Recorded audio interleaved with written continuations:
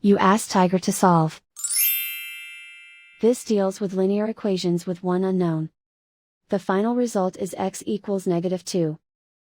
Let's solve it step by step. Group all x terms on the left side of the equation. Add 3x to both sides. Group like terms. Simplify the arithmetic. Group like terms. Simplify the arithmetic.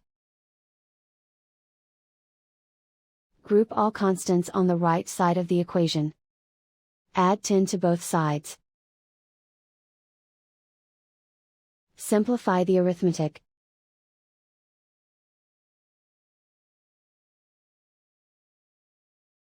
Isolate the x.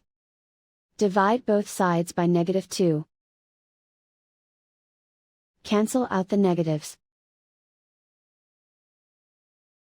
Simplify the fraction. Move the negative sign from the denominator to the numerator. Find the greatest common factor of the numerator and denominator.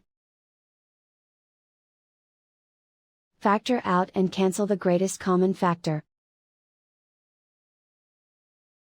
And so the final result is x equals -2.